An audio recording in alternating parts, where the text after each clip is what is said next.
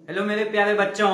तो मैं आज आप लोगों के लिए यहाँ पे जेई मेंस का एक मोस्ट इंपोर्टेंट चैप्टर्स लेके आया हूँ। ये चैप्टर्स क्या है कि आप इसको देखिए कि ये चैप्टर्स आपका स्टैटिक्स है।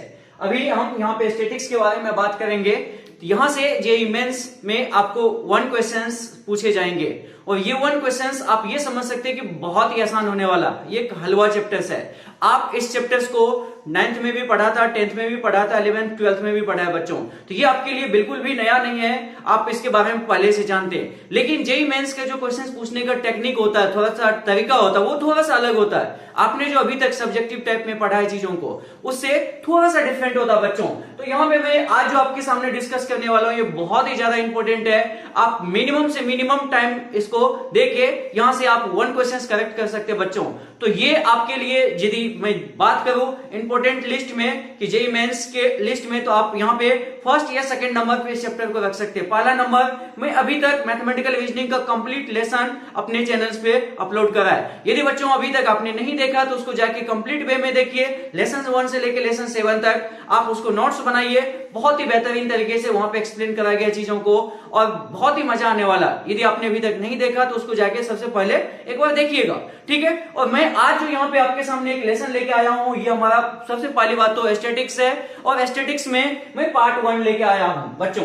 पार्ट 1 में मैं क्या सब डिस्कस करूंगा मैं आपको वो बता देता हूं बच्चों। यहाँ पे ये जो हमारा सबसे पहला टॉपिक होने वाला है सेंट्रल टेंडेंसी। जैसे कि आप सभी जानते हैं कि सेंट्रल टेंडेंसी मींस होता है मीन, मीडियन, मोड होता है, ठीक है। कोई दिक्कत नहीं है, ऐसा होता है, आपको फॉर्मूला भी याद होगा, मानता हूं मैं बातों को। लेकिन आपको जेई मेंस का जो क्वेश्चंस करने का अप्रोच होता है वो किस लेवल से क्वेश्चंस पूछे जाते हैं, कुछ अलग होता है क्या, या मतलब किस तरह का फॉर्मूला लगेगा, या कैसे हमारा मतलब सब्जेक्टिव टाइप होगा या ऑब्जेक्टिव टाइप का क्वेश्चंस होगा।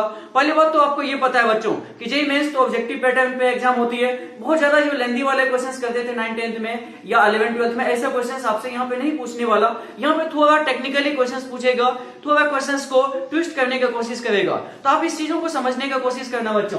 तो मैं सेंट्रल टेंडेंसी की तो बात करूंगा ही करूंगा। उसके बाद जो यहाँ पे आप पढ़ते हैं स्टैटिक्स में, जो सबसे मेन इंपॉर्टेंट चैप्टर्स है आपके पास मेजर ऑफ डिस्पर्शंस। आपके पास ये डिस्पर्शंस क्या होता है, इसमें आप 3 डिस्पर्शंस पढ़ते हैं। सबसे पहला मीन डेविएशन, दूसरा आपके पास स्टैंडर्ड डेविएशन एंड तीसरा आपके पास वेरिएंस। ये तीनों टॉपिक बहुत ही ज्यादा इंपॉर्टेंट है बच्चों, बहुत ज्यादा इंपॉर्टेंट है। जेई मेंस में हर एक साल आपको इससे रिलेटेड क्वेश्चन तो मिल ही जाएंगे। इनफैक्ट मीन से भी पूछे जाते हैं, मोड से भी पूछे जाते हैं, मीडियन से भी पूछे जाते हैं। आपको मैं चलो डायरेक्टली लेके चलता हूं टॉपिक पे बच्चों, ठीक है। आप यहां पे देखेंगे सेंट्रल टेंडेंसी, ठीक है। सेंट्रल टेंडेंसी किसको बोलते हैं sir? Central tendency, what is central tendency? तो हम यहां पे बात कर लेते हैं, थोड़ा सा इसका डेफिनेशन वाइज समझ लेते हैं बच्चों, फिर अपन डायरेक्टली हम फॉर्मूलाज पे आएंगे, उसके डेरिवेशंस पे आएंगे और उसके बाद हम जेई मेंस के डायरेक्ट वे में क्वेश्चन देखेंगे। तो ये लेसन आपके लिए बहुत ही ज्यादा इंपॉर्टेंट होने वाला, आप इसको स्किप नहीं कर सकते। स्टार्टिंग से लास्ट तक वीडियो को देखिए। आप इतना देखते हैं तो आप आज के डेट में ही 5-6 क्वेश्चंस आपको मैं अभी यहाँ पे कराने वाला हूँ जेई मेंस के, और सारे क्वेश्चंस का आंसर आप बताओगे, मैं नहीं आप बताओगे। आपको मैं इतने अच्छे तरीके से एक्सप्लेन कर दूंगा तो हर एक क्वेश्चन आपसे बन जाए। तो चलिए बच्चों यहाँ पे मैं बात कर लेता हूँ। सबसे पहला मेजर ऑफ सेंट्रल टेंडेंसी, ये क्या है आपके पास? सेंट्रल टेंडेंसी के बारे में बात करते हैं। It is the single value which may be taken as the most suitable representative of the data. आपके पास यहाँ पे एक वर्ड आया डाटा, मतलब हम लोग फाइनली यहाँ पे ही आते हैं लौट के स्टैटिक्स में। आप स्टडी करते किस बात की है? कोई डाटा का एनालिसिस करते हैं, ठीक है। वही बात यहाँ पे बोला गया बच्चों। The single value is known as the average value. Single values को क्या बोला जाता है बच्चों? एवरेज वैल्यू बोला जाता है, कोई दिक्कत नहीं, ठीक है। एवरेजेज आर जनरली, यहाँ पे देखिए बच्चों, averages are generally central part of the distribution. Central part, ये जो आपके पास है कि जो भी हम डाटा है हमारे पास, उसका मैं एवरेज वैल्यू निकालने का कोशिश करूंगा। और ये जो एवरेज वैल्यू है बच्चों, ये एवरेज वैल्यू मोस्टली जो भी डाटा आपके पास है उसका सेंट्रल वैल्यूज के आसपास वैल्यूज होती है। Central part of the distribution, यहां पे देखिएगा बच्चों, ये आपके पास इंपॉर्टेंट है, central part of the distribution and therefore they are also called the measure of central tendency. यही बात है बच्चों, सेंट्रल टेंडेंसी किसको बोलते हैं कि जो भी आपके पास डाटा है उसका middle most values. Direct way में यदि आपसे पूछा जाए कि सेंट्रल टेंडेंसी किसको बोलते हैं, तो आपके पास जो भी डाटा है उसका जो मिडिल मोस्ट वैल्यूज होती है, जो एवरेजेज वैल्यूज होती है, जो सेंट्रल वैल्यूज होती है, उसी को हम लोग सेंट्रल टेंडेंसी बोलते हैं। इस सेंट्रल टेंडेंसी में आप क्या पढ़ने वाले बच्चों, वो देखिए यहाँ पे मैं आपको बता रहा हूँ। It can be divided into 2 groups, इसको 2 ग्रुप में डिवाइड करा गया है। नंबर 1 ग्रुप्स बच्चों यहाँ पे देखेंगे कि मैथमेटिकल एवरेज, नंबर 1 में क्या रखा गया, मैथमेटिकल एवरेज को रखा गया, एंड नंबर 2 में पोजिशनल एवरेज। आपके पास ये मैथमेटिकल एवरेजेस क्या है और ये पोजिशनल एवरेजेस क्या है, इसके बारे में और हम डिटेल एनालिसिस करेंगे आगे चल के, एक एक करके टॉपिक पे हम आते हैं। यहाँ पे देखिए बच्चों मैथमेटिकल एवरेजेस, नंबर 1 में मैथमेटिकल एवरेज में अर्थमेटिक मीन। हर किसी को पता है अर्थमेटिक मीन बोलो, डायरेक्टली मीन बोलो या इसको एवरेज बोलो, एक ही बात है। आपको मैं क्या बोला, अर्थमेटिक मीन। एएम का मतलब क्या, अर्थमेटिक मीन बच्चों।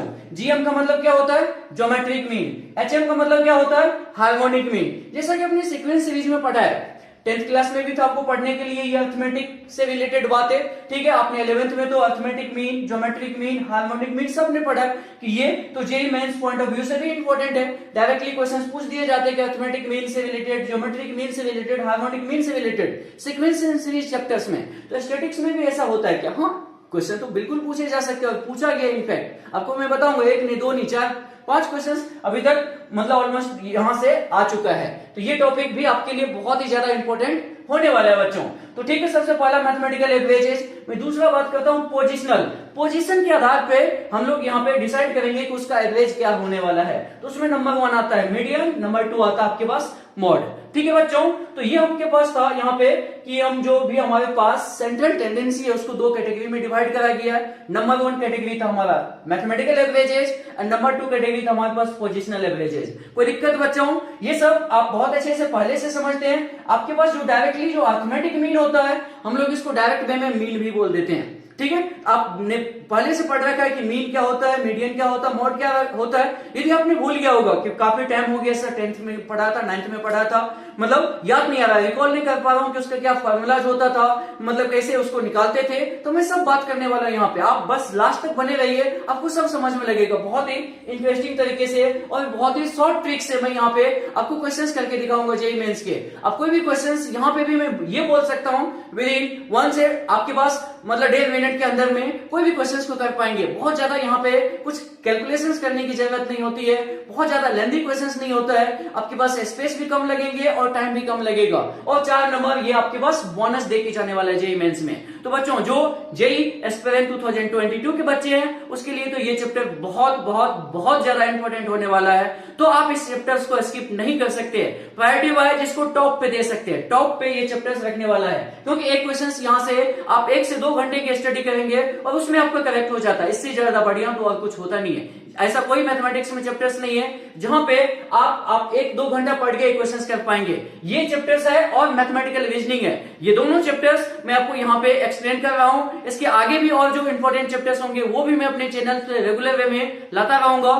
तो आप यदि अभी तक चैनल को सब्सक्राइब नहीं किया है तो सब्सक्राइब कर लीजिए, क्योंकि सबसे पहले मैं जो भी लेसन लेके आऊं आप तक पहुंचे और आप उस चीजों को मैक्सिमम से मैक्सिमम यूटिलाइज कर सके। जेईई मेंस 2022 के लिए आप प्रिपेयर कर सके और आपका सिलेक्शन 100% हो, बस मेरी यही इच्छा है। आप यदि मतलब इस चीजों को करते हैं तो आपको डेफिनेट वे में बेनिफिट मिलने वाला है बच्चों। तो चलिए मैं आपको आगे इसके बारे में और डिटेल बात करता हूं। सबसे पहले आप इसको एक बार नोट कर लेंगे, ठीक है बच्चों।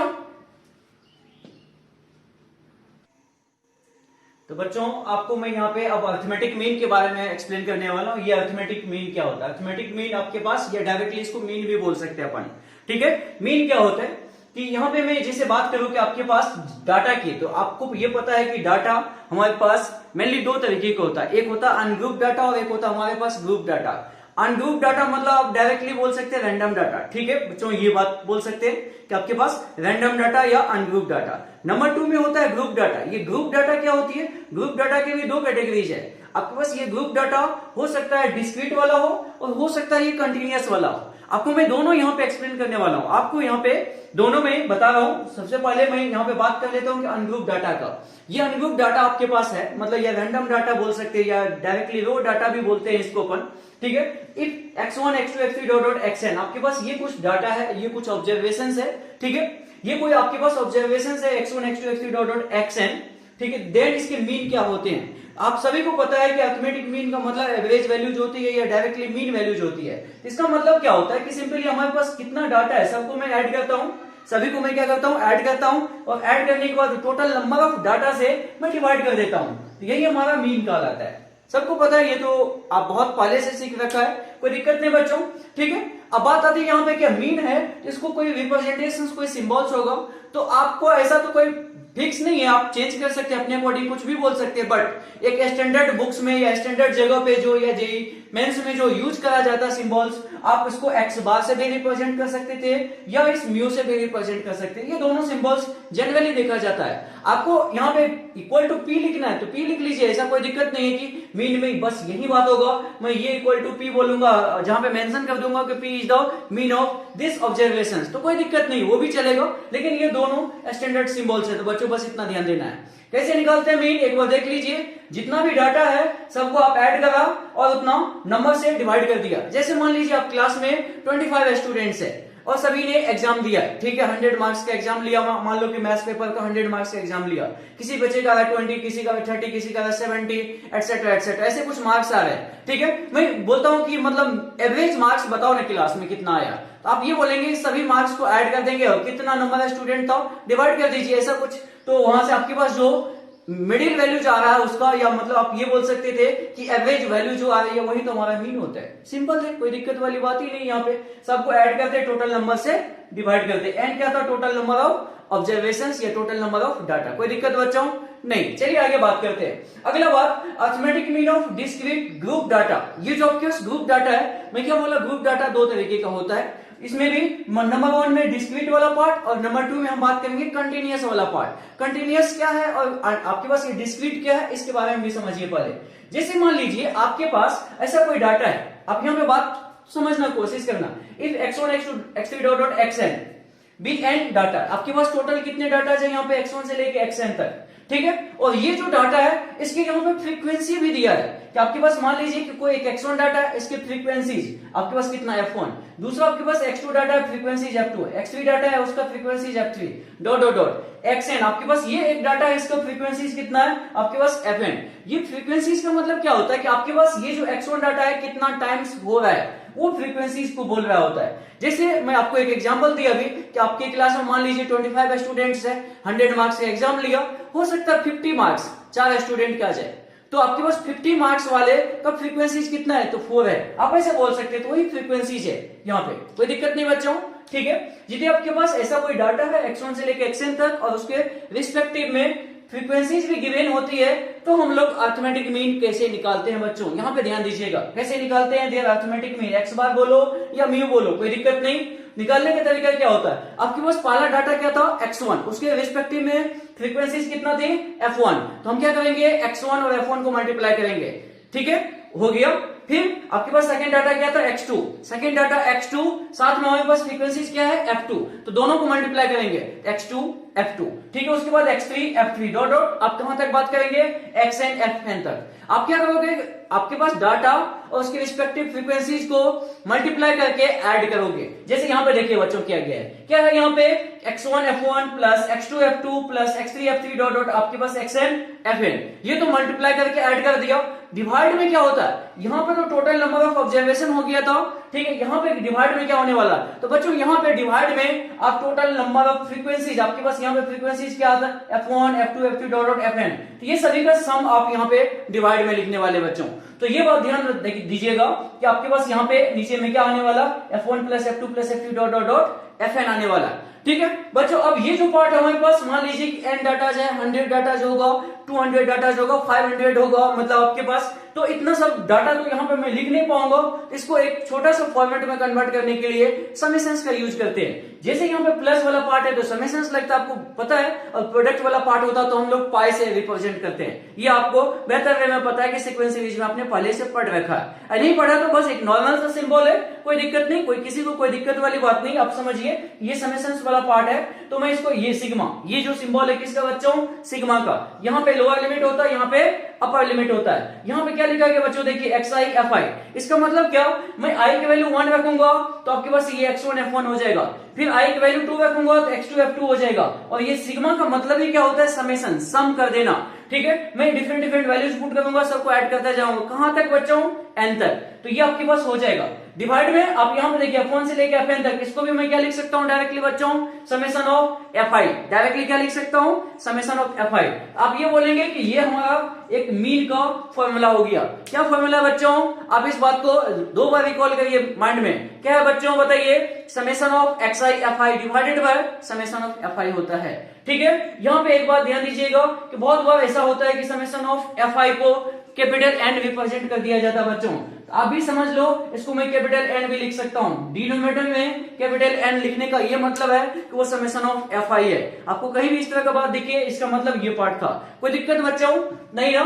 तो मैं आपको यहाँ पे डिस्क्रीट ग्रुप डाटा के बारे में बात करा। मैं अभी आपके सामने एक और बात करता हूँ, ग्रुप डाटा में जो कंटिन्यूअस वाला डाटा है उसके बारे में बात करता हूँ। ठीक है, फिर हम इस सबके बेस्ड न्यूमेरिकल भी करेंगे। तो बहुत ही इजी टॉपिक है, आपको 2-4 फॉर्मूले याद रखने होते हैं, और यहां से यदि आप करते हैं चीजों को तो आपको जेईई मेंस में तो एक क्वेश्चन आपके लिए बोनस की तरह आप मान के चल सकते हैं कि 4 मार्क्स यहां से आपका कहीं नहीं जाने वाला है, ये तो डेफिनेट वे में आएगा ही आएगा बच्चों। तो चलिए पहले आप इसको नोट करिए। ओके बच्चों, यहाँ पे मैं arithmetic mean of continuous group data के बारे में बात कर रहा हूँ। ये देखिए ये क्या होता है, आपको जैसे पता है कि कंटिन्यूअस ग्रुप डाटा का मतलब आपके पास कोई क्लास इंटरवल के फॉर्मेट में देगा। ये क्लास इंटरवल क्या है बच्चों, यहाँ पे देखिए मैं लिखा भी हूँ कि data is given in the form of class interval. बच्चों यहाँ पे ध्यान दीजिएगा, ये क्लास इंटरवल क्या है, आपको पता है कि ये तो आप पहले से समझते थे, लेकिन यहाँ पे मैं आपको एक्सप्लेन भी करता हूँ क्लास इंटरवल क्या होता है। जैसे कि डाटा हमें कुछ इस तरह से दिया जाए कि 0 से 10, 10 से 20, 20 से 30, 30 से आपके पास 40, 40 से 50, इस तरह से बात कर दे, या 0 से 100, 100 से 200, आपके पास 200 से 300, 0 से 1000, 1000 से 2000 एटसेट्रा। इस तरह का जो इंटरवल हमारे सामने होता है यही हमारा क्लास इंटरवल कहलाता है। ठीक है बच्चों, तो यहाँ पे हमें क्लास इंटरवल दिए जाते हैं इस तरह के डाटा में, और उसके रिस्पेक्टिव फ्रीक्वेंसी दिया जाता है। जैसे मैं ये बोल दूं कि मतलब आप लोग क्लास में 25 स्टूडेंट्स हैं और आपको मैथमेटिक्स पेपर का एग्जाम लिया गया, मैं ये बोलता हूं कि बहुत सारे बच्चे जो भी है सबका डिफरेंट डिफरेंट मार्क्स आया होगा, किसी का 98 आया होगा, किसी का 70 आया होगा, किसी का 50 आया होगा, किसी का 30 आया होगा, किसी का 0 भी आया होगा, हो सकता है ऐसा। ठीक है, तो मैं ये बोलता हूं कि 0 से 10 के बीच में कितने मतलब स्टूडेंट्स है जिसका मार्क्स आया है, मतलब आपके पास 0 से 10 के बीच में, पहले आप ऐसे बोल सकते हैं 0 से 10 मार्क्स के बीच में कितने स्टूडेंट्स है। फिर आप बोल सकते हैं कि 10 से 20 मार्क्स के बीच में कितने स्टूडेंट है, 20 से 30 मार्क्स के बीच में कितने स्टूडेंट्स है। आपके पास इस तरह से आप इसको लिख सकते हैं, बोल सकते हैं। तो यहाँ पे बच्चों ये जो मैं बता रहा हूं क्लास, 0 से 10 या 10 से 20 या 20 से 30 या 30 से 40, यही हमारा क्लास इंटरवल होता है। और इसके रिस्पेक्टिव में जो हमें फ्रीक्वेंसीज गिवन होती है वो हमें गिवन होता है, ये दिया जाता है यहाँ पे। तो सबसे पहले यदि हमें क्लास इंटरवल गिवन हो और उसके रिस्पेक्टिव में फ्रीक्वेंसीज गिवन हो, तो मैं यहाँ पे मीन कैसे निकालूंगा। तो बच्चों पहली बात तो पता है कि फॉर्मूला आपके पास बस यही होने वाला है कि आपके पास मीन का क्या formula, summation of xi fi divided by summation of fi, जैसा कि अभी आपने डिस्क्रीट ग्रुप डाटा के लिए देखा था। ठीक है, फॉर्मूला में कोई चेंजेस नहीं, बट यहाँ पे आपको लगता है कि ये तो क्लास इंटरवल है, इसमें fi भी ठीक लग रहा है सर, कोई दिक्कत नहीं, लेकिन ये xi क्या है इसके बारे में बताइए, ये कैसे निकालूंगा मैं। तो बच्चों यहाँ पे xi वाला जो पार्ट है इसको बोलते हैं क्लास मार्क्स। क्या बोलते हैं बच्चों, क्लास मार्क्स बोलते हैं, ये क्लास मार्क्स है। ये कैसे निकाला जाता है, xi कैलकुलेट कैसे करते हैं किसी भी हमारे पास क्लास इंटरवल का, ये क्लास मार्क्स होता क्या है तो मैं यहाँ पे बताऊं बच्चों। तो ये होता है लोअर लिमिट, आपके पास जो भी क्लास इंटरवल है, जैसे मान लीजिए 0 से 10 है तो लोअर लिमिट कितना था 0, अपर लिमिट कितना है 10, तो मैं ये बोलता हूं कि lower limit plus upper limit divided by 2 होता है। आपके पास जैसे 0 से 10 है आपके पास कोई क्लास, तो lower limit 0 upper limit 10, 0 plus 10 divided by 2 कितना 5 हो गया। जैसे मान लीजिए आपके पास क्लास बोल सकते हैं 30 से 40 है, 30 से 40 वाला क्लास इंटरवल का हम क्लास मार्क्स कैसे निकालेंगे, लोअर लिमिट 30 अपर लिमिट 40, दोनों को ऐड करिए कितना हुआ बच्चों 70, 70 बाई 2 कितना 35, तो ये 35 क्या हुआ क्लास मार्क्स हो गया, जिसको xi से भी रिप्रेजेंट करा जाता है। ये चीज हम जब डिस्क्रीट के लिए बात कर रहे थे तो ये हमें डायरेक्टली दिया जाता था, लेकिन यहाँ पे ये डायरेक्टली नहीं देके हमें क्लास इंटरवल के फॉर्मेट में दिया जाता है। तो मैं यहाँ पे सबसे पहले क्लास मार्क्स कैलकुलेट कर लूंगा, उसके आगे हम फिर मीन निकाल पाएंगे। तो मैं आपको एक एग्जांपल से यहाँ पे एक्सप्लेन करने वाला हूँ, यहाँ पे मीन निकालते कैसे देखिएगा बच्चों। एक एग्जांपल मैं आपके सामने रख रहा हूँ, यहाँ पे आपके पास है क्लास इंटरवल, यहाँ पे क्लास इंटरवल है, यहाँ पे आपके पास रिस्पेक्टिव में फ्रीक्वेंसीज भी दे रखा है। ठीक है। तो आपके पास क्लास इंटरवल है और फ्रीक्वेंसीज है, तो मैं सबसे पहले क्लास मार्क्स निकालने की कोशिश करूंगा, क्लास मार्क्स, ठीक है बच्चों, जिसको आप क्या बोलते हैं XI, और फ्रीक्वेंसी को क्या बोलते हैं बच्चों, FI बोलते हैं, ठीक है, कोई दिक्कत नहीं। उसके बाद हम लोगों को यदि मीन निकालना, तो यहाँ पे देखिए XI FI वाला टेबल होना चाहिए, तो मैं यहाँ पे XI इंटू FI का एक टेबल बना लूंगा, ठीक है, मल्टीप्लाइड फॉर्मेट में, ये पार्ट और ये पार्ट दोनों को मल्टीप्लाई करके यहाँ लिखूंगा मैं, ठीक है बच्चों, कोई दिक्कत नहीं। तो देखिए मैं एक इंटरवल लेता हूं यहाँ पे 0 से 10, कोई दिक्कत, ठीक है बच्चों, 0 से 10, चलिए। उसके बाद मैं यहाँ पे इसका मान लीजिए रिस्पेक्टिव फ्रीक्वेंसी 2 ले लिया, कोई दिक्कत नहीं, हो सकता है 2 होगा, ठीक है। 10 से 20 के बीच में दूसरा क्लास लिया बच्चों, यहाँ पे देखिएगा, इसमें मान लीजिए इसका रिस्पेक्टिव फ्रीक्वेंसी मैं आपके सामने कितना 3 ले लिया, ठीक है, ये भी कोई दिक्कत वाली बात नहीं। फिर आपके पास नंबर 3 में आपके पास 20 to 30, मैं इसके बारे में बात कर लो बच्चों। अब मान लीजिए यहाँ पे मैं ये 5 ले लिया, इसके रिस्पेक्टिव फ्रीक्वेंसीज कितने थे, 5 थे, कोई दिक्कत नहीं। तो मुझे यहाँ पे बताइए, सबसे पहले इस एग्जांपल्स को समझने की कोशिश करना, ये आपके पास क्लास इंटरवल है, ये रिस्पेक्टिव फ्रीक्वेंसीज आपको ये गिवन होंगे और ये गिवन होंगे, आपसे पूछा क्या जाएगा, मीन निकालने को पूछा जाएगा। तो हम लोग सबसे पहले क्लास मार्क्स निकाल लेते हैं बच्चों। क्लास मार्क्स अभी बताया कैसे निकालते हैं, बताइए, lower limit plus upper limit divided by 2 होता है। तो आप बताओ मुझे यहाँ पे 0 प्लस 10/2 कितना, मैं क्या लिखूंगा यहाँ पे बच्चों, 5 लिखूंगा। यहाँ पे मुझे बताइए 10 प्लस 20/2 कितना, 30/2 कितना हो जाएगा बच्चों, 15 हो जाएगा, कोई दिक्कत बच्चों। यहाँ पर देखिए 20 प्लस 30 कितना हो जाएगा बच्चों, 50/2 कितना, 25।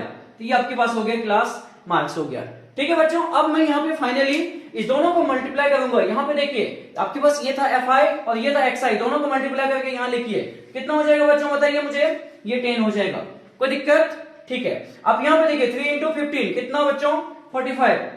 अब मुझे यहाँ बताइए 5 इंटू 25 कितना, 125 हो गया, ओके बच्चों। तो ये आपके पास FI, आपके पास XI FI का टेबल कंप्लीट हो गया। अब मैं यहाँ से आपको ये पूछूंगा कि समेशन ऑफ XI FI निकालना है मुझे, ठीक है, इस दोनों का सम करना है और इसका भी सम करना है, समेशन ऑफ FI भी निकालना है। मुझे बताओ बच्चों यहाँ पे कि हमारे पास ये समेशन ऑफ FI कितना होने वाला है, समेशन ऑफ FI कितना होने वाला है, बताइए बच्चों।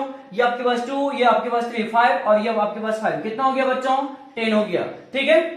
FI का समेशन निकालते हैं और समेशन ऑफ XI FI भी निकालते हैं। तो मुझे यहाँ ऐड करके बताइए ये कितना हो जाएगा, आपके पास 0, आपके पास ये कितना, आपके पास 8 और ये आपके पास कितना हो जाएगा 1, ठीक है, 180 हो गया बच्चों। आपके पास देखिए कि 10 प्लस 45 प्लस 125 कितना, 180 बच्चों, कितना आया, 180 आया, ठीक है, 180 मतलब आपके पास 180 आया। ये आपके पास समेशन ऑफ XI FI है। मैं क्या करूंगा, मीन निकालूंगा। यहाँ पे देखिएगा बच्चों, मीन को आप जैसे कि बताया मैं आपको x बार से रिप्रेजेंट करते हैं, ठीक है, या म्यू से भी लिख सकते थे। तो आपके पास क्या होने वाला फॉर्मूला, 180, यहाँ पे 180 डिवाइडेड बाय कितना लिखोगे बच्चों, 10 लिखोगे, तो 180 डिवाइडेड बाय 10 आपके पास कितना आंसर, 18 आंसर, यही आपका मीन हो गया। तो ये जो आपके पास मैं एग्जांपल दिया यहाँ पे, क्लास इंटरवल है, आपके पास उसके रिस्पेक्टिव में फ्रीक्वेंसी दिया है, तो आप क्लास मार्क्स निकाल लो।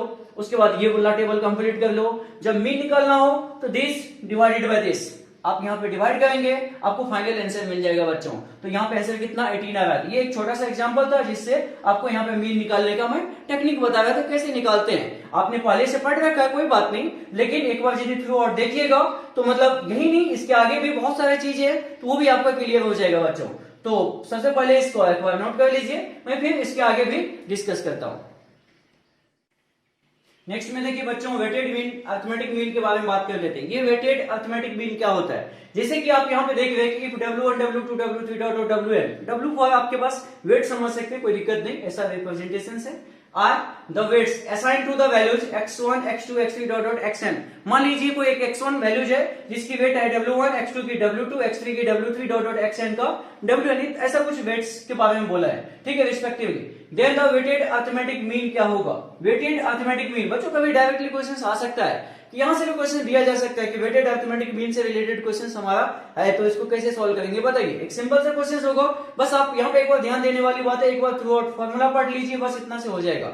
वेटेड अर्थमेटिक मीन में क्या कि आप यहाँ पे रिस्पेक्टिव जो आपके पास वैल्यू थी और उसका वेट था करस्पॉन्डेंस मल्टीप्लाई करके ऐड कर देते, डिवाइड में क्या लिखते हैं यहाँ पे W1 plus W2 plus W3 dot dot Wn, मतलब वही हो गया summation of xi fi divided by summation of fi। वहां पे रिस्पेक्टिव फ्रीक्वेंसी दिया जाता था, यहाँ पे उसके वेट्स के बारे में बात करा गया। तो कुछ इस तरह की बात है जिसको मैं समेशन फॉर्मेट में कुछ ऐसा भी लिख सकता हूं बच्चों। यहाँ पे क्या समेशन ऑफ आपके पास wi xi divided by summation of wi, i की वैल्यू 1 से लेके n तक हो सकता है, ये समेशन फॉर्मेट में। बस एक बार ये फॉर्मूला थ्रू आउट लर्न कर लीजिए, इसके आगे और कुछ ज्यादा बात नहीं है। जो भी क्वेश्चन आएगा इससे नहीं छूटने वाला है, तो पहले आप इसको नोट करेंगे। नेक्स्ट देखिए बच्चों कि हम लोग कंबाइंड अर्थमेटिक मीन के बारे में बात करते हैं। ये कंबाइंड या ग्रुप्ड अर्थमेटिक मीन भी बोला जा सकता है आपके सामने। ग्रुप्ड अर्थमेटिक मीन या कंबाइंड एक ही बात है। यहाँ पे देखो क्या है, if x1 bar x2 bar dot dot आपके पास xn bar are means of, ये क्या है आपके पास डाटा नहीं, ये मीन्स है, मीन्स ऑफ के सीरीज ऑफ साइज।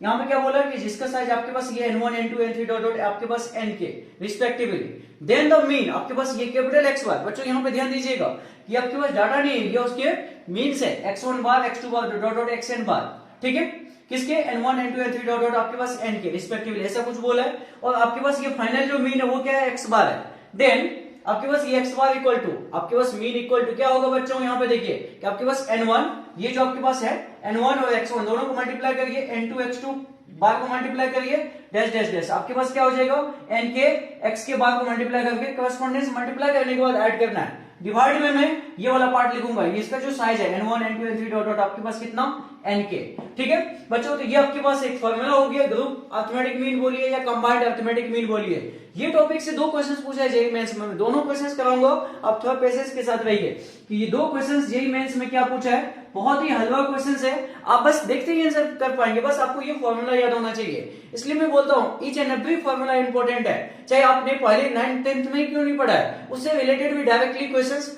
बन जाते हैं। आप देखोगे जब क्वेश्चंस आपके सामने लेके आऊंगा मैं, तो अभी आप देखोगे कि ये तो 9th 10th लेवल के क्वेश्चंस है, ये जेईई में पूछा है क्या, सच में जेईई में पूछा है, वो भी लेटेस्ट वाला पार्ट में बच्चों, ऐसा नहीं कि बहुत पहले की बात है। तो बहुत ही आसान से क्वेश्चंस होते हैं, बस आपको एक बार थ्रू आउट फॉर्मूला लर्न कर लेना होता है, तो ये आपको याद रखने लेना, ठीक है बच्चों। इस तरह का कुछ आपके पास है जिसमें हमें इस तरह की फॉर्मूला जो होती है मीन निकालने का आपके पास एक फॉर्मूला है, बस इसको याद रख लेना। आगे बात कर लेते हैं, अभी तक तो हमने अर्थमेटिक मीन के बारे में बात कर रहा था बच्चों। अर्थमेटिक मीन से रिलेटेड जितना भी बातें थी सब मैं आपको एक एक करके डिस्कस कर रहा, टोटल 4 पॉइंट्स में मैं आपको लेके आया। मैं आगे बात कर लेता हूं यहाँ पे ज्योमेट्रिक मीन से रिलेटेड बात। ज्योमेट्रिक मीन आपके पास, ये ज्योमेट्रिक मीन क्या होता है, सबसे पहली बात तो हम कोई भी मीन के बारे में बात करेंगे तो डाटा तो 2 तरीके का होता है, एक आपके पास अनग्रुप और दूसरा क्या होता है बच्चों, ग्रुप डाटा होता है। मैं सबसे पहले अनग्रुप डाटा पे बात कर लेता हूं। देखिएगा यहाँ पे if x1 x2 x3 dot dot xn are n positive values आपके पास, ठीक ऐसे कुछ डाटा है आपके पास, ये सारे के सारे क्या है, पॉजिटिव है। तो मैं यहाँ पे यदि इसका ज्योमेट्रिक मीन की बात करूंगा तो कैसे निकालते हैं ज्योमेट्रिक मीन बच्चों, आपके पास जितना भी डाटा है ना सबको मल्टीप्लाई करिए। यहाँ क्या लिखा कि x1 डॉट x2 आपके पास, ये आपके पास क्या मल्टीप्लाइड फॉर्मेट में, इनटू के फॉर्मेट में लिखा हुआ। ओवरऑल के पावर में कितना लिखा है बच्चों, कितना डाटा था यहां से यहां तक n, तो 1/n लिख देते। क्या बात करते बच्चों, 1/n लिख देते। मान लीजिए आपके पास 4 डाटा है रैंडम, जैसे मैं मान लीजिए एक एग्जांपल में मैं आपको समझाऊं 2 3 4 5, आपके पास कितने डाटा, 4 डाटा है। तो मैं इसका यदि ज्योमेट्रिक मीन निकालूंगा बच्चों, तो ज्योमेट्रिक मीन कितना हो जाएगा, 2 × 3 × 4 × 5, ये प्रोडक्ट में आएगा। और होल टू दी पावर कितना, कितने नंबर ऑफ डाटा थे यहाँ पे, 4 थे, तो आपके पास 1/4 लिख दिया। यही हमारा ज्योमेट्रिक मीन ऑफ ये गिवन डाटा हो गया। इतना सिंपल है बच्चों, कोई दिक्कत नहीं, बस एक बार थ्रू आउट पढ़ना है, एक बार थ्रू आउट इस फॉर्मूला को लर्न करना है, और एक बार नोट्स आप कंप्लीट करिए, स्टार्टिंग से लेके लास्ट तक नोट्स को कंप्लीट करिए, बस इतना ही काम करना है आपको। बाकी आपको मैं गारंटी के साथ बोलता हूं कि क्वेश्चन तो आपको कहीं नहीं जाने वाला बच्चों। तो यहाँ पे आपके पास ये हो गया। अब यहाँ पे एक बात आती है कि डायरेक्टली इस फॉर्मेट में रहने दे या कुछ और लिखे, तो आप जनरली इस चीजों को देखेंगे, कभी भी प्रोडक्ट के फॉर्मेट में है और प्रोडक्ट वाले पार्ट को मुझे समेशंस में लेके आना है बच्चों। मैं क्या बोला, प्रोडक्ट वाले चीजों को समेशंस के फॉर्मेट में लेके आना, तो लॉग का यूज करते हैं हम लोग। लॉग क्या है, एक टूल है, मैथमेटिकल टूल है जो कि कैलकुलेशंस को इजीएस्ट वे में कन्वर्ट कर देता है, ठीक है। यहाँ पे प्रोडक्ट के फॉर्मेट में और पावर्स के फॉर्मेट में भी 1/n भी है। आपको पता है कि पूरा मैथमेटिक्स में लॉग लगाते कहां पे, जब भी एक फंक्शन के पावर में कोई दूसरा फंक्शन दिख जाए या बहुत सारे नंबर्स प्रोडक्ट के फॉर्मेट में हो तो वहां पे लॉग लगाते, या डिवाइड के फॉर्मेट में वहां पे लगाते, या कोई एक पावर, एक नंबर्स के पावर में रैंडमली कुछ एक बेकार सा पावर्स के फॉर्मेट में आ जाए तो वहां पे लॉग लगाते हैं। ये तो चलो हो गया यूजेज की बात, कहां करते हैं, यहाँ पे कैसे करेंगे सर? यदि यहाँ पे आप लॉग लगाएंगे बोथ साइड तो आपके पास लॉग, आप बोलेंगे फिर लॉग में बेस क्या होगा? यहाँ पे कोई इतना मैटर ही नहीं करता कि बेस आप क्या ले रहे, लेकिन मैं तो यही सजेस्ट करूंगा कि बेस आप नेचुरल लॉग लेके बात करिए, हमेशा बेस में ई लेके बात करिए, ठीक है। और आपको भी बोलता है कि बेस 10 लेके बात कर सकते, कर लो, कोई बात नहीं है। आपको यदि बेस 10 से रिलेटेड बात करना था तो वो भी कर लीजिए, डिपेंड करता है क्वेश्चन में कैसा होगा। तो मतलब कोई खास बात नहीं है, यहाँ पे जैसा भी लिख सकते हैं, कोई दिक्कत नहीं, ठीक है। मान लीजिए लॉग लगाया आपके पास यहाँ पे, तो कितना log G M equal to, आपको जैसे कि पता है बच्चों, जो पावर्स होता है ना वो आपके पास लॉग में आगे मल्टीप्लाई हो जाता है, और ये वाला पार्ट में लॉग लग जाएगा। जैसे इसमें लॉग लगाऊंगा मैं, तो ये तो प्रोडक्ट वाला पार्ट है, इसको समेशंस में कन्वर्ट कर देगा, क्या हो जाएगा? Log x1 plus log x2 plus log x3 dot dot log xn हो जाएगा। इसी पार्ट को समेशंस के फॉर्मेट में लिखेंगे तो इस तरह से कुछ आ जाएगा रिजल्ट। कोई दिक्कत है बच्चों? ठीक है, तो आपको यहां तक पहले एक बार नोट कर लेना है। नेक्स्ट देखिए बच्चों, हम लोग ग्रुप डाटा के बारे में बात कर लेते हैं। यहाँ पे यदि ग्रुप डाटा हो तो हम लोग ज्योमेट्रिक मीन कैसे निकालते हैं। यहाँ पे आपके पास x1 x2 x3 dot dot आपके पास xn, ये कोई n पॉजिटिव वैल्यूज है, ठीक है, और इसकी रिस्पेक्टिव फ्रीक्वेंसी गिवन है f1 f2 f3 dot dot आपके पास fn। तो यहाँ पे ज्योमेट्रिक मीन कैसे निकालेंगे? प्रीवियस वाले में हम लोग क्या देखे थे कि उसका रिस्पेक्टिव फ्रीक्वेंसी नहीं था, डायरेक्टली रैंडम डाटा था आपके पास x1 से लेके xn तक। तो क्या करा था बच्चों, आपने ज्योमेट्रिक मीन निकालने के लिए सबको मल्टीप्लाई करा था और whole to the power 1 upon n लिख दिया था। n क्या था? नंबर ऑफ आपके पास डाटा था। यहाँ पे क्या करते हैं बच्चों, यहाँ पे देखिए ज्योमेट्रिक मीन निकालने के लिए आपके पास x1 टू दी पावर में आपके पास ये कितना f1, x2 to the power आपके पास कितना f2, यहाँ पे x3 के पावर कितना f3 डॉट डॉट आपके पास xn के पावर कितना बच्चों fn। ये सबको हम लोग इसके पावर्स में लिखते हैं, उसके बाद इसको मल्टीप्लाई कर देते हैं, उसके बाद इसको मल्टीप्लाई कर देते हैं, ठीक है। मल्टीप्लाई करने के बाद ओवरऑल के पावर में क्या लिखेंगे बच्चों? 1 upon capital N, small n नहीं बच्चों, कैपिटल। यहाँ पे ध्यान दीजिएगा, कैपिटल N क्या था कि समेशन ऑफ fi था, समेशन ऑफ fi, ये वाला पार्ट यहाँ पे लिखा जाता है। जितने भी फ्रीक्वेंसी है सभी को सम कर लीजिए, वो पार्ट यहाँ पे होता है। तो यही हमारे पास हो गया ज्योमेट्रिक मीन। या इसी में यदि आप बोलेंगे कि लॉग लगाऊंगा तो कैसा होगा sir? Taking log both side, आप ये करने वाले थे। तो यहाँ पे देखिए लॉग आपके पास कितना ज्योमेट्रिक मीन इक्वल टू, जब आप लॉग लगाएंगे तो आपको पता है कि ये जो पावर्स है लॉग के आगे आगे मल्टीप्लाई हो जाता है, सही बात हो जाएगा। एंड आप जब यहाँ पे लॉग लगाएंगे, ये तो प्रोडक्ट के फॉर्मेट में तो समेशंस में कन्वर्ट करेगा। आपको बच्चों यहाँ पे देखिए लॉग, ये पार्ट लॉग लॉग आप सब लिखेंगे और प्लस करके लिखेंगे। मुझे ये बताओ ये जो फ्रीक्वेंसीज वाला पार्ट है ये तो लॉग के आगे आ जाएगा, यहाँ भी आगे आ जाएगा, यहाँ पे भी आगे आ जाएगा। तो इस चीजों को क्या लिखेंगे बच्चों?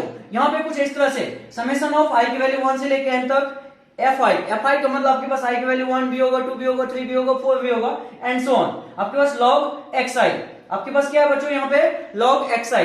तो हम यहाँ पे i की वैल्यू 1 रखेंगे तो आपके पास f1 log x1, ठीक है। यदि 2 रखेंगे तो f2 log x2 and so on, n तक के लिए बात करेंगे तो ये पार्ट हो जाएगा। और इसमें ओवरऑल में डिवाइड कैसे करना है बच्चों? कैपिटल N से। कैपिटल N का मतलब मैं क्या बोला? समेशन ऑफ fi होता है। बच्चों पहले आप इसको नोट करिए।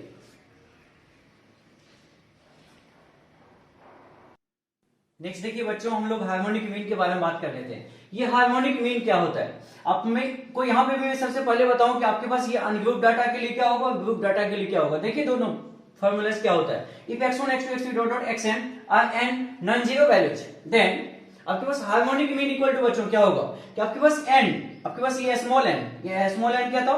कितने नंबर्स थे? यहाँ पे जो डाटा है आपके पास कितना नंबर्स है? n नंबर्स ऑफ डाटा है तो n डिवाइडेड बाय क्या होता है बच्चों? यहाँ पे 1 divided by x1, 1 divided by first data plus 1 divided by second data, 1 divided by आपके पास थर्ड वाला data and dot dot dot आपके पास इसी तरीके से 1 डिवाइडेड बाय लास्ट वाला डाटा हो जाता है। तो ये जो हमारे पास ये फॉर्मूला बनती है, ये किसका फॉर्मूला है? हार्मोनिक मीन का फॉर्मूला बच्चों। बस इसको एक बार थ्रू आउट लर्न कर लेना है, आप इसके बेसिस पे हार्मोनिक मीन बिल्कुल इजीली वे में निकाल पाएंगे। आपको एक बात ये भी पता है कि हार्मोनिक मीन निकालने के लिए मान लीजिए फॉर्मूला नहीं आता है, हमारे पास जो भी डाटा होता है मैं सबसे पहले उसको अरिथमेटिक मीन की जैसा बात कर सकता हूं, क्योंकि आप ये जानते हैं कि कोई भी आपके पास एक सीरीज है, यदि वो अरिथमेटिक सीरीज है तो उसका उल्टा हार्मोनिक हो जाता है, और हार्मोनिक सीरीज है तो उसका उल्टा अरिथमेटिक हो जाता है। आपके पास मान लीजिए कि ये डाटा आपके पास क्या था?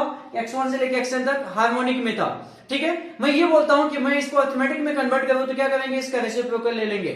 आपके पास x1 x2 x3 dot dot xn harmonic progressions में है, ऐसा मैं बोला हार्मोनिक प्रोग्रेशंस में है, तब तो उसके रेसिप्रोकल्स मतलब 1/x1, 1/x2, 1/x3 dot dot 1/xn किसमें चले जाएंगे, अरिथमेटिक प्रोग्रेशंस में चले जाएंगे। ये चीज आप डिटेल वे में सीक्वेंस सीरीज में पढ़ते ही हैं, यहाँ पे इतना कुछ ज्यादा दिमाग लगाने की जरूरत नहीं है, एक नॉर्मल सा फॉर्मूला है, इसमें फोकस करिए बस आपका काम बन जाएगा। ठीक है, या इसी को समेशंस फॉर्मेट में लिखना हो तो आप ऐसे लिख सकते हैं, कोई दिक्कत नहीं है। ठीक, एंड आपके पास ये तो अनग्रुप डाटा हो गया। चलिए मैं ग्रुप डाटा के बारे में बात कर लूं बच्चों।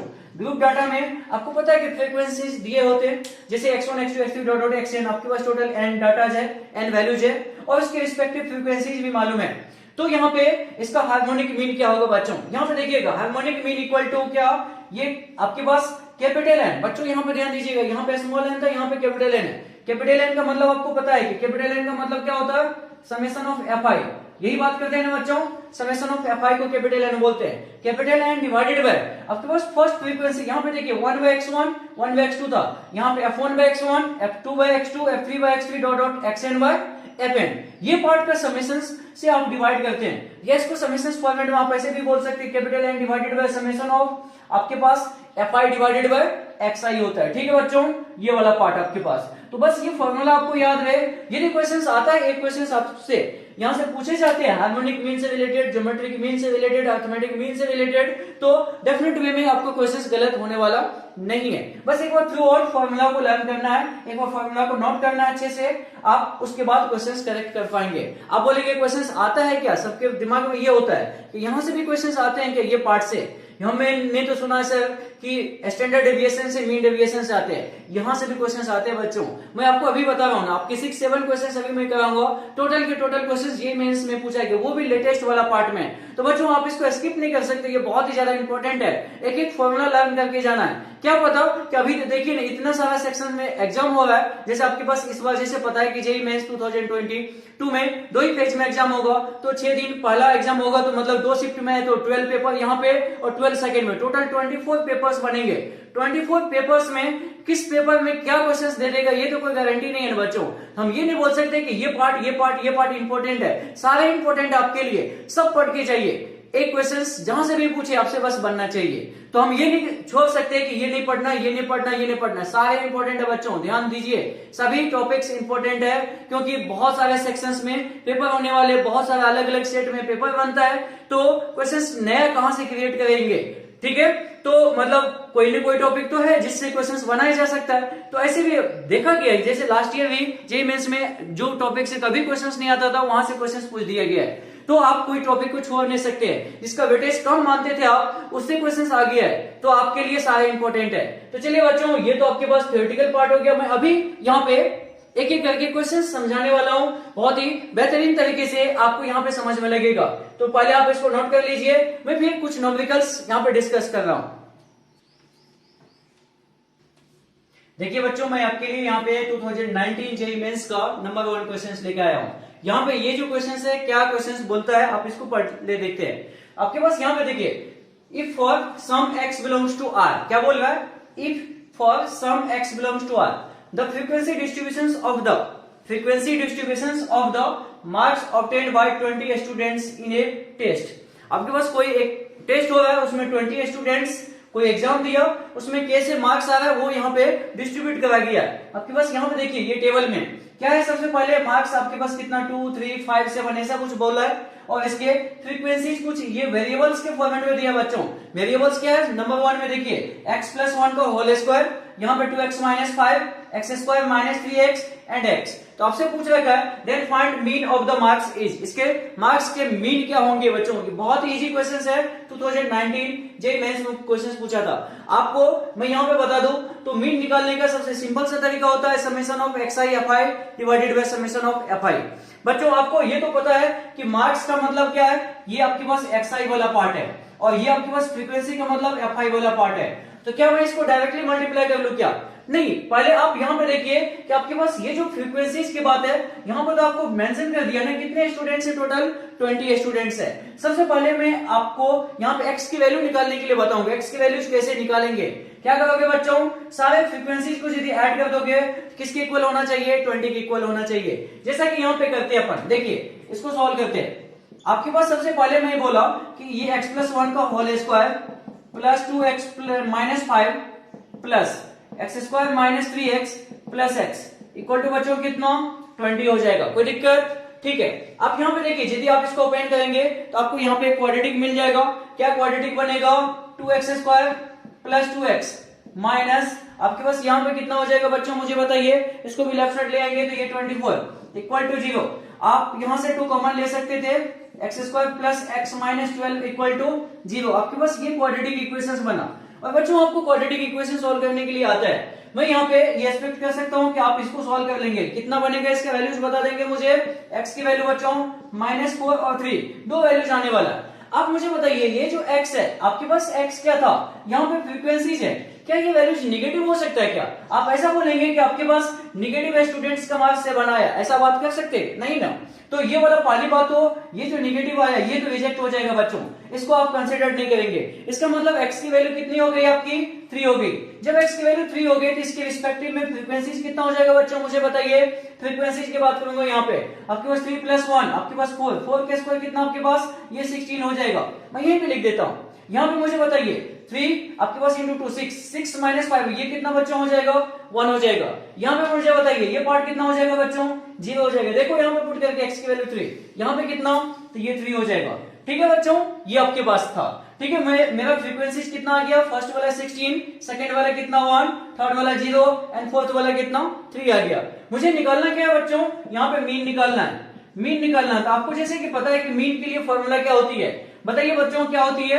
आपको पता है xi fi divided by summation of fi होता है। तो मैं यहाँ पे ये जो पार्ट आपके पास है xi वाला पार्ट मार्क्स, और ये आपके पास फ्रीक्वेंसी है, कॉरेस्पॉन्डेंस मल्टीप्लाई करते हैं बच्चों।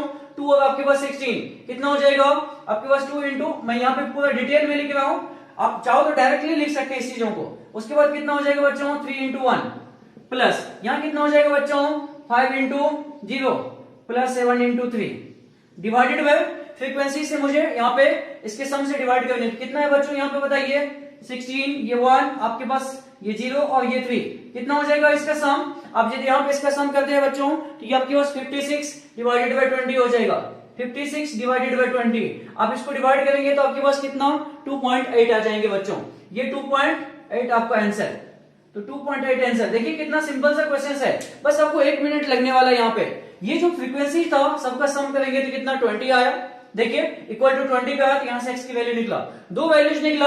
यहाँ पे आपको थोड़ा सा अंडरस्टैंडिंग लगाना था कि निगेटिव वाला तो हमारा हो नहीं सकता, फ्रीक्वेंसी निगेटिव में कैसे हो सकती है? मिनिमम से मिनिमम 0 हो सकता था, निगेटिव को तो बात नहीं करेंगे, तो निगेटिव वाला पार्ट आपका रिजेक्ट हो गया। ये पार्ट नहीं हो सकता तो आपका 3 ही होने वाला था आंसर बच्चों। ये आपके पास x की वैल्यू 3 निकला, x की जगह 3 पुट करेंगे तो फ्रीक्वेंसी आ गया। ये फ्रीक्वेंसी आने के बाद हमारे पास xi भी मालूम, fi भी मालूम, तो मीन निकालना कोई बड़ी बात नहीं आपके लिए। Summation of xi fi divided by summation of fi होता है। आप सबको कॉरेस्पॉन्डेंस मल्टीप्लाई करके ऐड करेंगे और आप फ्रीक्वेंसी से यहाँ पे ऐड करके डिवाइड करेंगे तो आपके पास 56/20 मतलब 2.8 आ जाता है आंसर बच्चों। ठीक है, तो आई होप यहाँ पे आपको समझ में लगा होगा। बहुत ही इजी क्वेश्चन है। यहाँ पे देखिए जेईई मेंस 19 में पूछा है, बहुत पुराना क्वेश्चन नहीं, लेटेस्ट क्वेश्चन है बच्चों। तो आप ऐसी चीजों को भी नहीं छोड़ सकते कि यहाँ पे आपकी मैं ध्यान नहीं देता हूँ, क्या ये वाला फॉर्मूला याद नहीं करता हूँ, फिर आपके सेक्शंस में यदि एक क्वेश्चन आ जाएगा तो गलत तो हो ही जाएगा बच्चों ना। यदि आप ये फॉर्मूला याद नहीं रखते हैं, थोड़ा मीन का कंसेप्ट नहीं समझते, तो इसलिए मैं बोल रहा हूँ स्टार्टिंग से लेके लास्ट तक वीडियो देखिए, आप बिल्कुल भी स्किप मत करिए। ये तो मैं पार्ट 1 है, पार्ट 2 पार्ट 3 सारे पार्ट्स एक एक करके लेके आऊंगा यहाँ पे स्टैटिक्स के, और आप एक बार कंप्लीट वीडियो देख लेते हैं तो मैं ये तो बोल ही सकता हूँ कि जेईई मेंस में एक क्वेश्चन आपके लिए बोनस करके मैं यहाँ से जा रहा हूँ। ठीक है बच्चों, तो आप पहले इसको नोट कर लीजिए, मैं फिर नेक्स्ट क्वेश्चन की तरफ चलता हूँ, पहले आप इसको नोट करेंगे। नेक्स्ट क्वेश्चन देखिए बच्चों, क्वेश्चन नंबर 2। ये क्वेश्चन नंबर 2 अगेन आपका अर्थमेटिक मीन से रिलेटेड क्वेश्चन है। यहाँ पे क्या बोला बच्चों, देखिए consider the data on x आपके पास, ठीक है, टेकिंग द वैल्यूज 0 2 4 8 आपके पास डॉट डॉट कितना है 2 के पावर n है, एंड आपके पास इसके रिस्पेक्टिव फ्रीक्वेंसीज भी दिया है। आपके पास NC0 NC1 NC2 NC3 dot dot NCN respectively. आपके पास यहाँ पे कोई एक डाटा है 0, उसके फ्रीक्वेंसीज कितना है NC0, 2 है, उसके बाद आपके पास कितना NC1, आपके पास 4 है NC2 एंड सो ऑन। इस तरह से आपके पास ये डाटा गिवन है, मतलब आपके पास क्या x की वैल्यूज भी गिवन है और उसके रिस्पेक्टिव में फ्रीक्वेंसीज भी गिवन है।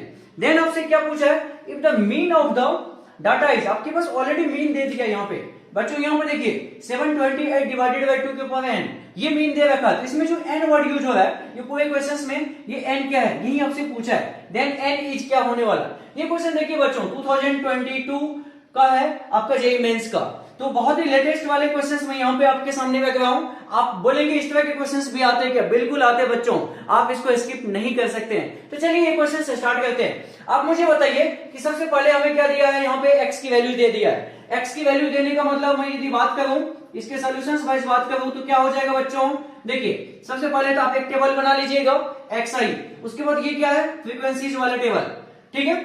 डाटा कितना है, 0 है, 2 है, 4 है एंड सो कहां तक बच्चों 2 के पावर n तक है, समझ पा रहे हैं आप, ठीक है। ये nc0, nc1, nc2 dot dot dot आपके पास ncn तक है बच्चों, यहाँ पे ये वाला, ठीक है। तो मैं यदि मीन निकालूंगा तो यहाँ पे मीन निकालूंगा तो आप ये बोलने वाले कि मीन के लिए फॉर्मूला क्या होती है, मीन के लिए फॉर्मूला होती है summation of xi fi divided by summation of fi, बच्चों यही फॉर्मूला होता है। यहाँ पे आप क्या करने वाले बच्चों मुझे बताइए, आप ये दोनों को कॉरेस्पोंडेंस मल्टीप्लाई करके ऐड करके, मतलब आप मल्टीप्लाई करेंगे पहले उसके बाद ऐड करेंगे, divide by summation of fi से लिखने वाले। तो मीन इक्वल टू, मीन आपके पास यहाँ पे ऑलरेडी गिवन था, तो मीन इक्वल टू कितना हो जाएगा बच्चों बताइए मुझे, मीन इक्वल टू आप यहां पे लिखेंगे कि 0 इंटू एनसी 0, आपके पास 2 इंटू NC1 प्लस आपके पास यहाँ पे देखिए 4, इस तरह से आप यहाँ पे यदि अगला नंबर बात करते हैं तो NC3 यहाँ पे 8 होने वाला था, कुछ इस तरह के डाटा था। तो आप ये बोल सकते थे कि आपके पास यहाँ पे 2 इंटू, तो ये 2 के पावर 2 भी लिख सकते थे NC2, 4 को आप क्या लिख सकते थे 2 के पावर 2 लिख सकते थे, ठीक है। 8 को 2 के पावर 3 लिखा जा सकता था, बिल्कुल लिखा जा सकता था, 2 के power 3 NC3 dot dot dot आपके पास कितना 2 के पावर n NCn, डिवाइड में बच्चों क्या होने वाला आपके पास यहां से NC0 NC1 dot dot dot आपके पास NCn होने वाला है, ये चीज आपके पास बच्चों।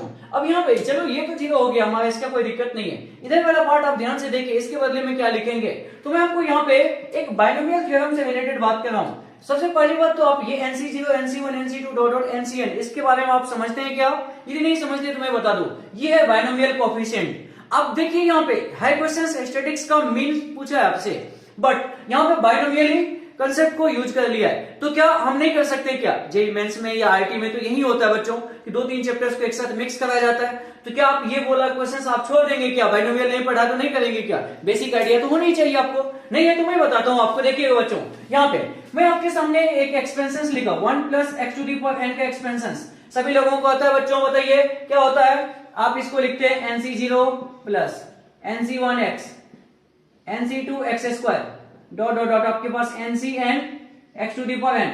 यदि नहीं आता तो इसको याद रखेंगे, इसको याद रखेंगे, ये आपको फॉर्मूला डिटेल वे में बाइनोमियल थ्योरम में कराया जाएगा, ठीक है। मैं अभी इसमें ज्यादा टाइम वेस्ट नहीं करके डायरेक्टली मैं जिसका यूज है बस वो बात बताने वाला हूँ, ठीक है। हम डिटेल बात करने लग जाए तो इसी पे हमारा एक लेक्चर हो जाएगा, ठीक है। यहाँ पे मैं ये डायरेक्टली लिखा, कैसे लिखा ये चीज आप बाइनोमियल थ्योरम में समझेंगे। 1 plus x to the power n को आपने ऐसा लिखा कुछ। अब मुझे यहाँ पे बताइए यदि मैं x की जगह 1 पुट कर लूं, x की जगह 1 पुट करूं, पुट करता हूं, पुट x इक्वल टू 1, देखिएगा बच्चों x इक्वल टू 1, तो आप लेफ्ट साइड में बोलेंगे ये तो 2 के पावर n हो गया, राइट साइड में कितना NC0 NC1 डॉट डॉट आपके पास कितना बच्चों NCn हो गया, ये वाला बात। आप यहाँ पे देखिए डिनोमिनेटर में तो वही तो था, अब क्या था यहाँ पे NC0 से NCn तक का सम, तो ये बहुत ही इंपॉर्टेंट फॉर्मूलाज है, बहुत ही इंपॉर्टेंट एक रिजल्ट्स है, आप इसको याद रखेंगे। आज के बाद ये आपको हमेशा के लिए याद होना चाहिए। NC0 से लेके NCn तक 2 के पावर n होता है, क्या बच्चों NC0 से लेके NCn तक का सम कितना होता है बच्चों 2 के पावर n होता है। तो डिनोमिनेटर में तो समझ में लगा कि ये तो 2 के पावर n है, नोमिनेटर वाला पार्ट नहीं आया, अभी भी नहीं आया सर, ये कैसे होगा, क्या चीज था। आप इसको तो हटाइए, ये तो 0 हो जाता। यहाँ पे देखिए बच्चों NC1, यहाँ पे NC1 में x की जगह क्या लगता है 2 रखा गया, यहाँ पे NC2 में यहाँ पे क्या लगता है 2 के ऊपर 2, मतलब x की जगह 2 पुट करा। तो अगेन आप क्या करने वाले, जैसे x इक्वल टू 1 रखा था x इक्वल टू 2 भी पुट करते हैं, x इक्वल टू 2 पुट करेंगे ना, x इक्वल टू 2 पुट करेंगे यहाँ पे इस एक्सपेंशन में, तो आप यहाँ पे क्या लिखोगे 3 के पावर n इक्वल टू कितना हो जाएगा बच्चों NC0 plus NC1 into 2 dot dot आपके पास कितना NCn इंटू 2 के पावर n हो जाएगा बच्चों। तो यहाँ पे देखिए आपको यहाँ से यहाँ तक वाला टर्म्स क्या दिख रहा है बच्चों, तो यहाँ से दीजिएगा, देखिएगा, तो यहाँ से यहाँ तक वाला टर्म्स यही तो दिख रहा है, यहाँ पे देखिए बच्चों यही तो दिख रहा है आपको ये वाला पार्ट। तो आप क्या बोलने वाले हैं, मैं इसके बदले में क्या लिखूंगा, मैं 3 के power n minus NC0। NC0 कितना होता है बच्चों, 1 होता है। ये पार्ट और ये जो पार्ट आपके पास था ये किसके इक्वल था, 728 डिवाइडेड बाई 2 के पावर n। बच्चों यहाँ पे देखिए ये पार्ट आप ये बोलने वाले ये तो कैंसिल हो गया सर, तो कैंसिल हो गया तो आप यहाँ पे क्या बोलेंगे, 3 के पावर n इक्वल टू आपके पास 729।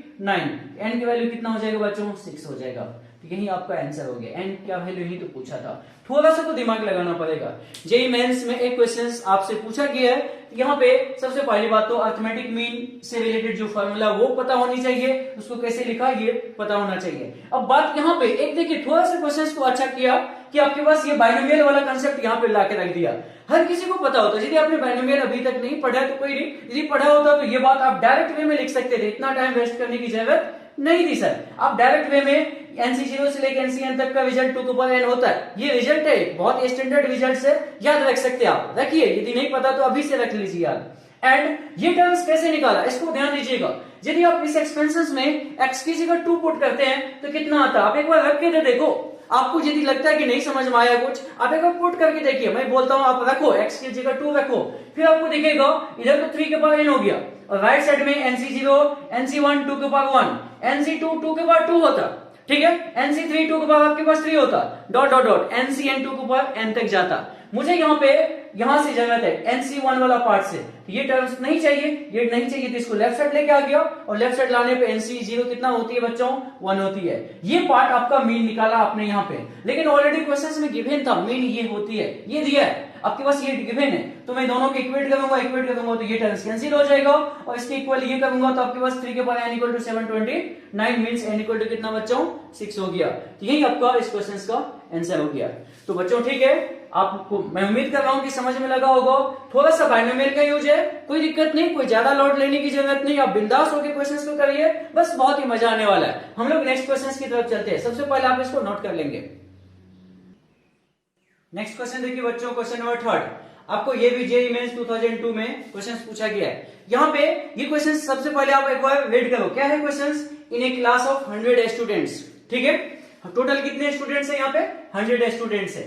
ओके बच्चों, देयर आर 70 बॉयज, इसका मतलब यदि टोटल 100 स्टूडेंट्स है तो 70 बॉयज है तो 30 गर्ल्स हो गया, ठीक है, मैं दो कैटेगरी में डिवाइड कर रहा हूं, टोटल 100 स्टूडेंट्स है, ठीक है, आपके पास यहाँ पे 70 बॉयज है तो इसका मतलब 30 गर्ल्स है, ठीक है, ये दो कैटेगरी में डिवाइड करा। अब यहां पे देखिए बच्चों, आपको बोला है कि where average marks in the subjects are 75, मतलब आपके पास जो बॉयज है इसका एवरेज मार्क्स कितने बच्चों, यहाँ पे एवरेज मार्क्स आपके पास 75 है। आप ये बोल सकते थे कि चलिए मैं इसका मीन को म्यू बोलता हूं, म्यू वन इक्वल टू कितना है बच्चों, 75 है। आप इसको क्या बोल सकते थे, n1 बोल सकते हैं क्या, बिल्कुल बोल सकते हैं, ठीक है। बॉयज का आपके पास कितना है, यहाँ पे 70, आपके पास गर्ल्स कितने हैं, यहाँ पे 30, इसको मैं n2 बोल दूं क्या, बिल्कुल।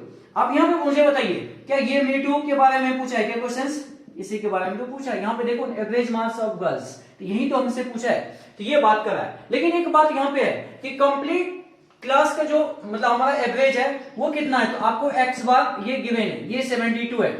सबसे पहले क्वेश्चंस को रीड करना होता है और उसमें हमें डाटा को कलेक्ट करना होता है। यहाँ पे देखिए कितने टोटल 100 स्टूडेंट्स है, सही बात है, 70 बॉयज है 30 गर्ल्स है। यहाँ पे बॉयज का एवरेज कितना 75, गर्ल्स का एवरेज पूछा गया है और टोटल कंप्लीट क्लास का एवरेज आपको गिवन है। तो बच्चों ये क्वेश्चंस को देखते ही हमें ये समझ में लगता है ये तो ग्रुप मीन है या मतलब ऐसे बोल सकते हैं कंबाइंड मीन से क्वेश्चन से रिलेटेड पूछा है। तो बच्चों उसके लिए फॉर्मूला क्या होता था, आप पढ़ते थे x बार इक्वल टू आपके पास क्या n1 μ1 या x1 बार में लिखते थे, या ये मीन नहीं है तो मीन नहीं लिखिए, ऐसा कोई दिक्कत नहीं, n2 μ2 डिवाइडेड बाय आपके पास कितना हो जाएगा बच्चों, n1 प्लस आपके पास n2, कितना बच्चों, n1 प्लस n2 हो जाएगा। तो मुझे बताइए ये तो गिवन है आपको, यहाँ पे n1 आपके पास कितना 70, ये आपके पास इसके रिस्पेक्टिव मीन कितना है 75 प्लस ये 30 इंटू म्यू2 को एज इट इज मैंने दिया, आपके पास n1 और n2, आपके पास ये कितना 70 प्लस 30, इसके इक्वल क्या कर देंगे, यहाँ पे आपके पास ये 72 दिया है तो 72 दिया है। यदि आप इसको कैलकुलेट करते इसको आप राइट साइड भेजो, ये वाला पार्ट को भी आप सब्ट्रैक्ट करके लिखो, फिर म्यू निकालने के लिए 30 से डिवाइड कर लो, तो यहाँ से म्यू2 इक्वल टू आपके पास आ जाएगा बच्चों, ये आ जाएगा आपके पास 65 आ जाएगा। ठीक है बच्चों, तो ये आपका फाइनल आंसर हो गया। बहुत इजी क्वेश्चन है, बस ये फॉर्मूला याद होनी चाहिए थी। इसके अलावा यहाँ पे इस क्वेश्चन में कोई दिक्कत नहीं है। देखिए कि जे मेंस 2020 आपके 2002 का क्वेश्चन है, कितना आसान सा क्वेश्चन पूछता है। हम ये नहीं बोल सकते कि कोई एक फॉर्मूला छोड़ दे या ग्रुप मीन नहीं पता है तो हमसे क्वेश्चन हो जाता। ये फॉर्मूला नहीं पता तो इतना इजी क्वेश्चन आप मिस कर जाते। इसलिए मैं बोलता हूँ ध्यान दीजिए इस बातों को कि हर एक क्वेश्चन आपके लिए इंपॉर्टेंट है, हर एक थियरीज आपके लिए इंपॉर्टेंट है। तो चलिए मैं आगे आपको नेक्स्ट क्वेश्चन की तरफ ले चलता हूं। सबसे पहले आप इसको नोट करेंगे। नेक्स्ट क्वेश्चन देखिए बच्चों, क्वेश्चन नंबर 4। यहां पे मैं आपके सामने अगेन एक कंबाइंड मीन वाला या ग्रुप मीन से रिलेटेड क्वेश्चंस लेकर आया हूं। ये क्वेश्चंस भी 2007 में जेईई मेंस में पूछा गया क्वेश्चंस है। आप इसको भी समझिए, बहुत ही आसान सा क्वेश्चन है। क्या क्वेश्चन बोला था, average marks of the boys in class आपके पास 52 and that of the girls is 42। आपके पास यहाँ पे दो चीज गिवन है। आपके पास पहला बात तो μ1 कितना बच्चों 52 और μ2 कितना गिवन है, ये 42 गिवन है।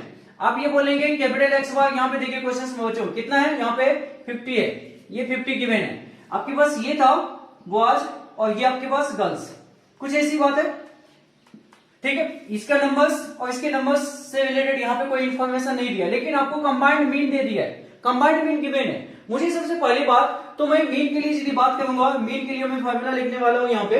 तो क्या होता है बच्चों बताइए, आप क्या लिखते हैं कि आपके पास इसका नंबर इंटू ये, इसका नंबर इंटू ये, इसका नंबर नहीं मालूम तो मान लीजिए इसको डायरेक्टली बी रहने दिया, बी नंबर्स ऑफ बॉयज है, बी इंटू 52। तो आप ये बोल सकते थे बी इंटू 52 प्लस आपके पास जी इंटू 42 ये आपके पास है, डिवाइडेड बाय बी प्लस जी। ये कितने होने चाहिए बच्चों, ये 50 होनी चाहिए, क्योंकि यहाँ पे देखिए ये इन्फॉर्मेशन दे रखा है। आप इस इन्फॉर्मेशन को यहाँ पे लिखते हैं तो आप इसको क्रॉस मल्टीप्लाई करेंगे तो अच्छे से लिखेंगे तो आपको यहाँ पे b इक्वल टू 4g आ जाएगा। बच्चों यहाँ पे ध्यान दीजिए, b इक्वल टू कितना 4g आ जाएगा। बोलेंगे कैसे, आप इसको लेफ्ट साइड लेके जाइए, कितना हो जाएगा 50, आपके पास राइट ले जाने पे 50b प्लस 50g। यहाँ पे आपके पास क्या हो जाएगा बच्चों 50b प्लस 50g। यहाँ पे कितना था 52b प्लस 42g है। यदि आप यहाँ पे रिलेशन दोनों में निकालेंगे तो कितना रिलेशन आ जाएगा बच्चों b इक्वल टू 4g। या इसको पूरा सॉल्व भी कर लीजिए आप, कोई दिक्कत वाली बात नहीं। चलिए मैं आपको सॉल्व करके दिखा दूं, एक लाइन की बात है, कोई दिक्कत वाली बात नहीं। 52b plus 42g equal to आप क्या बोलेंगे 50b प्लस 50g। आप यहाँ पे इसको राइट भेज दीजिए, ये वाला पार्ट को लेफ्ट लेकर आ जाइए। तो 2b इक्वल टू कितना हो जाएगा बच्चों, आपके पास हो जाएगा 8g हो जाएगा। यहाँ पे देखिए ना 50 माइनस 42, तो यहाँ क्या बोल सकते हैं बच्चों b इक्वल टू कितना हो जाएगा 4g हो जाएगा। सही बात है, कोई दिक्कत नहीं। एक रिलेशन तो यहाँ से निकाल लिया, लेकिन आपको क्वेश्चन तो पूछा क्या, ये बात पे ध्यान दीजिएगा कि the percentage of boys in the class is. तो आपसे ये बात पूछा है the percentage of boys equal to कितना हो जाएगा बच्चों b divided by b plus g into कितना 100%। यही तो फॉर्मूला होता है ना बच्चों, परसेंटेज निकालने के लिए हमसे बॉयज का परसेंटेज पूछा है तो बॉयज डिवाइडेड बाय टोटल क्या होने चाहिए, boys divided by total, total मतलब बॉयज प्लस गर्ल्स इंटू 100%। निकालना है तो 100 से यहाँ पे आप मल्टीप्लाई कर देंगे।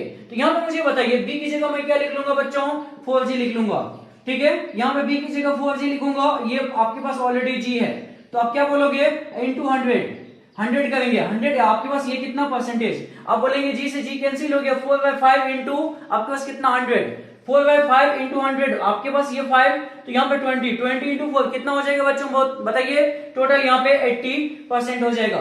तो इस क्लासरूम में टोटल बॉयज कितने हैं 80% बॉयज प्रेजेंट है। यही आपसे पूछा गया था, आपका आंसर कितना हो जाएगा 80% हो जाएगा बच्चों, ठीक है। आप यहाँ पे देख रहे हैं कि ये भी क्वेश्चन बहुत ही आसान था। जेईई मेंस में कंबाइंड मेन से या ग्रुप मेन से आपका एक क्वेश्चन पूछा है। यहाँ पे जो आपने एक फॉर्मूला यूज करा, ये फॉर्मूला आपको याद होनी चाहिए तभी आप ये क्वेश्चन कर पाते, अदरवाइज आपको गलत हो जाता है, ठीक है। अब बाकी यहाँ पे परसेंटेज निकालने के बाद ये हम लोग बचपन में ही सीख लिए थे, 5, 6, 7 क्लास में ही हम लोग परसेंटेज फर्स्ट टाइम सीखे थे। तो वहां से एक बेसिक आइडिया तो है ही कि बॉयज निकालने के बाद बोला है तो बॉयज डिवाइडेड बाय टोटल। यदि गर्ल्स निकालने का पूछा जाता हो तो आपके पास girls divided by total class में जितने स्टूडेंट्स हैं इंटू 100% होता है, ठीक है। कुछ बच्चों इस तरह से था, आपके पास ये टोटल कितना आया कैलकुलेशंस के बाद फाइनली 80% आया, ठीक है। आप इसको नोट करेंगे।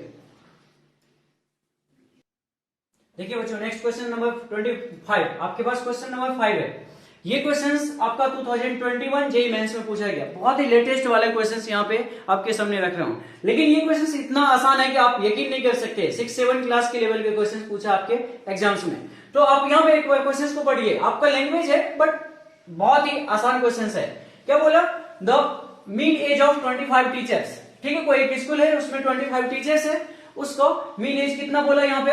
40 इयर्स बोला। 25 टीचर्स का मीन एज किसी एक स्कूल का 40 इयर्स है। आगे बोलता है कि कोई एक टीचर रिटायर हो जाती है, ठीक है, 60 इयर्स की एज में, and a new teacher is appointed in his place. सही है, ठीक है, आपका कोई एक टीचर है, मतलब हेडमास्टर साहब मान लीजिए कि रिटायर हो गए, ठीक है, उसके बाद उसकी जगह को कोई न्यू टीचर्स यहाँ पे अपॉइंट हो रहा है। अब यहाँ पे ये बोलता है कि the mean age of the teacher in this school no age कितना हो जाएगा? 39 हो जाएगा। तो आपसे जो न्यू टीचर जो अपॉइंट हुआ उसका एज पूछा जा रहा है बच्चों।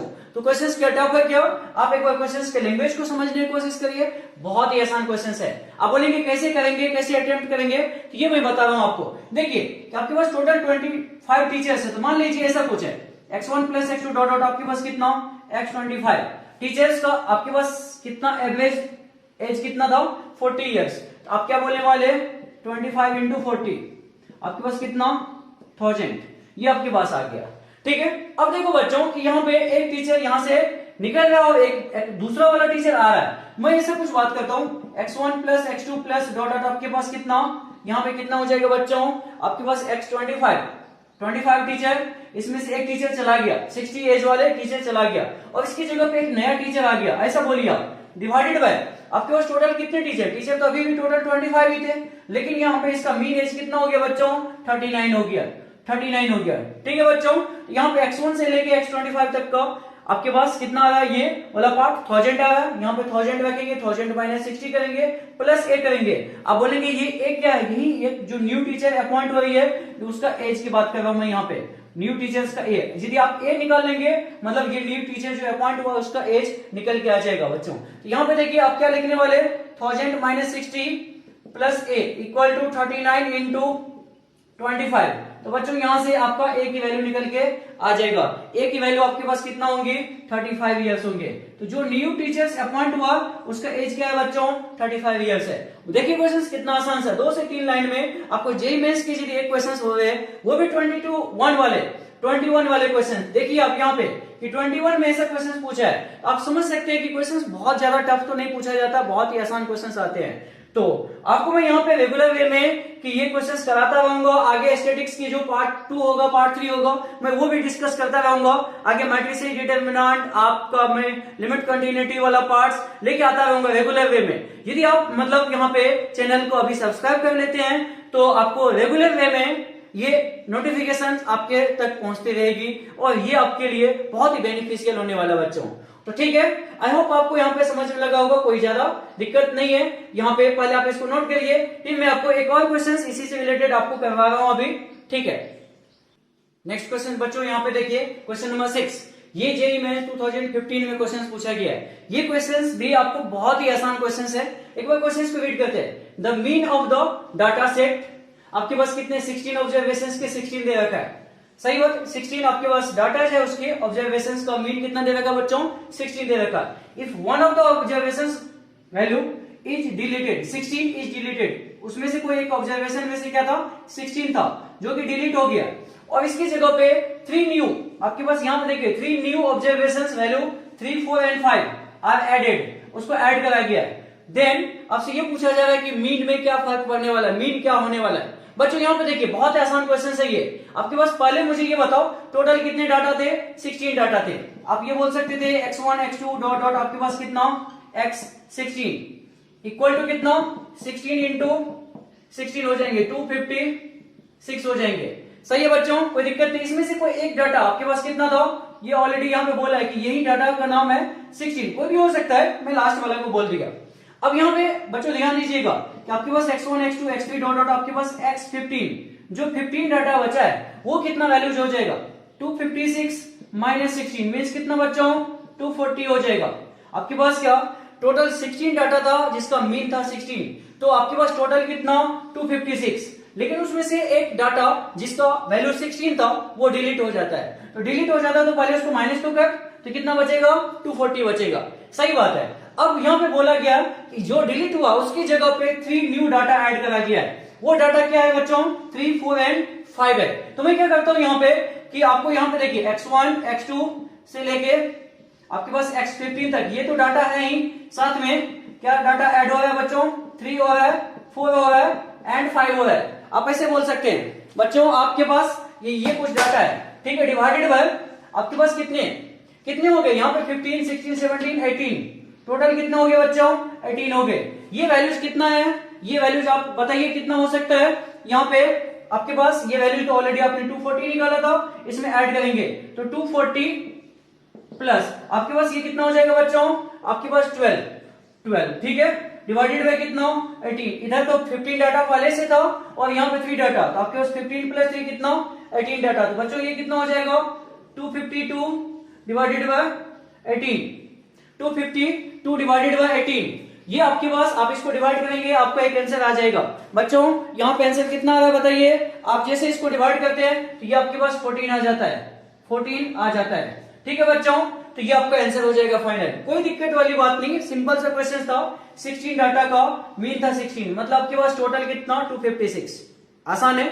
इसमें से कोई एक डाटा डिलीट हो गया, 16 वाला डाटा डिलीट हो गया या डिलीट कर दिया गया, तो हम क्या करेंगे? पहले 16 को सब्ट्रैक्ट कर देते। कितना बचा बच्चों?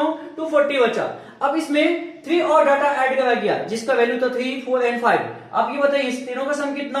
आपके पास 12, ठीक है बच्चों, ये 12। आपके पास 240 में 12 ऐड करिए, 240 में 12 ऐड करेंगे आपके पास कितना? 252। आपके पास अब देखिए पहले से तो 15 डाटा था लेकिन इसकी जगह पर 3 डाटा ऐड करा गया, तो आप यहाँ डिवाइड किससे करने वाले? 18 से डिवाइड करने वाले। जैसे आप 18 से डिवाइड करेंगे 252 डिवाइडेड बाय 18 आपके पास बच्चों कितना हो जाएगा? आपके पास 14 हो जाएगा। तो यही आपका क्वेश्चन का आंसर हो गया।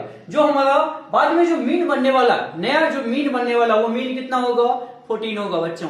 तो आई होप आपको यहाँ पे समझ में लगा होगा। क्वेश्चंस का लेवल आप देख ही रहे कि बहुत ही आसान क्वेश्चंस पूछा जाता है, लेकिन आपको एक बार थ्रू आउट पढ़ने की जरूरत है। आपको आज मैं मीन के बारे में डिस्कस करा, मैं नेक्स्ट क्लास में आपको मीडियन बताऊंगा, मोड बताऊंगा, उसके बाद मैं mean deviation, standard deviation, variance के बारे में बात करूंगा बच्चों।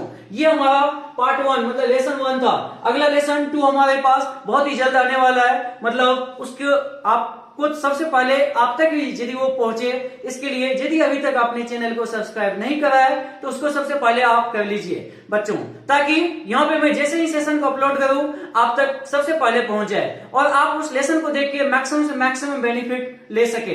तो यही उम्मीद है कि आप सभी का जेईई में सिलेक्शन हो। आप यदि मेरे साथ बने रहते हैं, अभी से जितना भी दिन आपका जेईई मेंस का बचा हुआ है, ये दिन आप यदि अच्छे से यूटिलाइज कर लेते हैं तो आपका सिलेक्शन 100% क्यों है कि आपका एनआईटी तो मिलेगा ही मिलेगा। और यदि एक बार एनआईटी के लिए हम फिक्स हो जाते हैं, फिर आपका एडवांस के लिए भी मैं बहुत सारे लेसन्स लेके यहाँ पे आने वाला हूँ। यदि अभी तक आपने नहीं जुड़ा है तो कृपया इस चैनल के साथ जुड़ जाइए, सब्सक्राइब कर लीजिए, ताकि मैं आपके लिए अच्छे से अच्छे कंटेंट लेके आऊं और वो आपको मैक्सिमम से मैक्सिमम बेनिफिट देके जाए। चलिए बच्चों, आज के लिए इतना ही। Thank you.